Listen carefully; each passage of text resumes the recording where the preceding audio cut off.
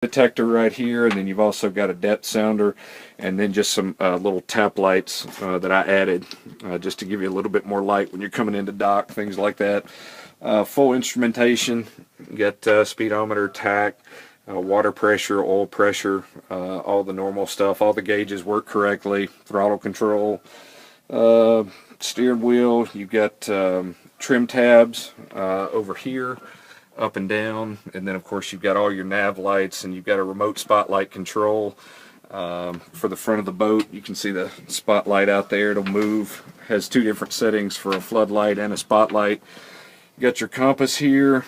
You've got steps right here that they do have a little bit of gel coat damage on that, but I think that would be an easy fix just from wear over the years. All of this right here is non-skid, so when you do have to walk out to the front of the boat to put the anchor out, you won't fall.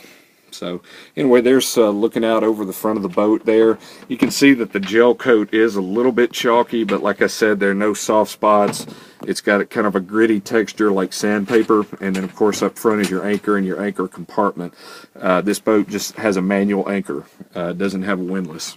So anyway, moving down into the cabin, got two doors. You open that up, slide this other door open. It's going to be a little tight down here.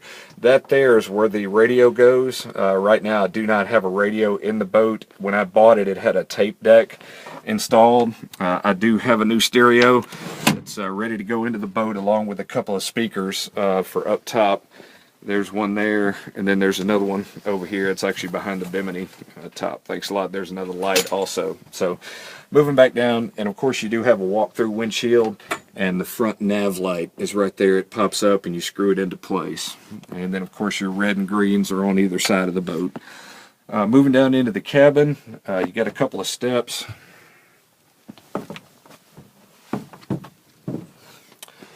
Now inside the cabin, you got a V-berth up front. You've got a sink here. Now it does have hot and cold indicators, but the boat does not have a water heater, so it's only cold water. I don't know how many gallons the freshwater system holds. I would imagine it's between 10 and 20. The boat does hold 40 gallons of fuel as well. Here you've got two speakers in the front. You've got lights in the front that work off of the house battery. And then I've also installed a couple of tap lights, just like the ones up top. You've got a V-berth here. This cushion moves out of the way. Up under that, you've got a table.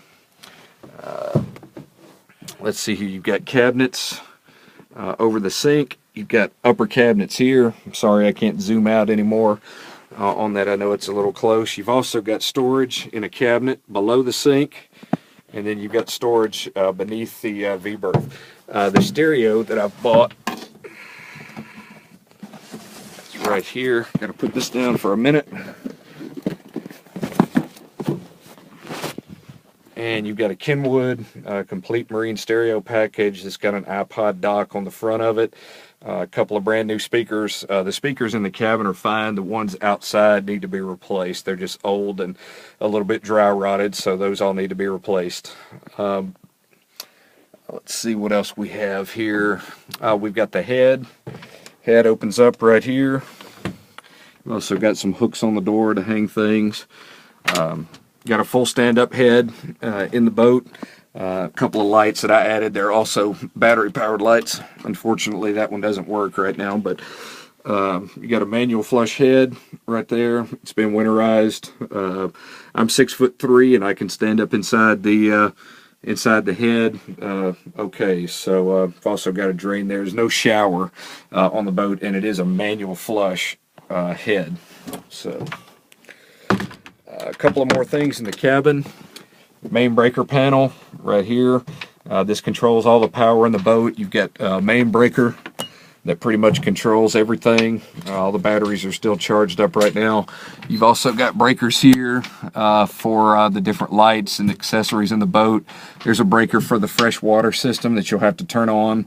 The boat has two batteries, not three. I'm not sure why there are three. I guess you could put another battery in here if you wanted.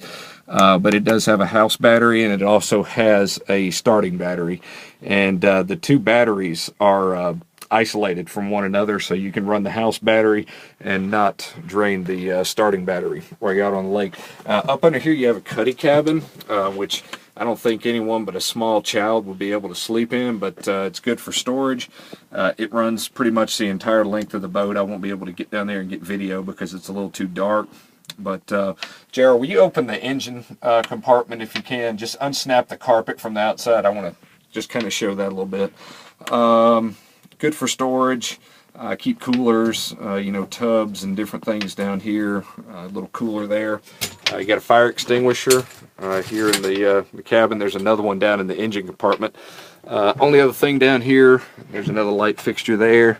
You've got a main hatch right here. That hatch opens up, and you could easily fit through there. Not any water stains really. There's one small stain right here where some water did get into the boat. The gasket was replaced on the hatch after that, so that has been taken care of. All right, coming back up top, take a look at the engine compartment. Again, here's the front seat, main captain's seat. You can seat 2 people in. Steering controls. There's also storage up under the captain's seat right there. I can't really get down too far, but it runs the entire length. I keep the fenders for the boat in there. Coming back to the back again, got the engine compartment. You have a light on your phone? Okay. You got a 7.4 V8 Mercruiser engine, 300 horsepower. You can tell right there that there's no water in the bilge. It does have a bilge pump. Main starting battery is, actually that's the house battery right there, and then the main starting battery is way in the back. I won't be able to show it, but all the engine service is current, done here at the marina. And this back seat actually, it can flip up and allows you to take this entire engine hatch off if you want. I'm not going to do that. It's very heavy. So anyway, but that's the engine compartment. Again, just looking over the boat, no major issues with any of the gel coat or anything like that. Everything on the boat runs and works.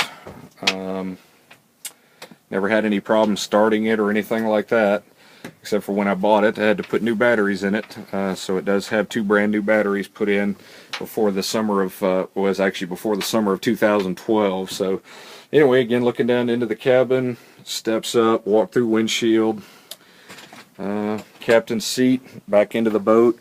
Several places here if you wanted to put the table up or mount anything else you might want to mount in here. That's kind of the fishing bolster right there you can lean against. And the back seats, all the upholstery's in good condition, no rips, no tears, no cigarette burns or anything. You've got some cup holders here in the back. I think we're good. And then look at you while you're on. Okay, nah, it's okay. That's fine. And again, my name's Mike. I appreciate everybody for taking a look at the video. And if anybody has any questions, just give me a call, 615-585-5072. I appreciate it. Thanks.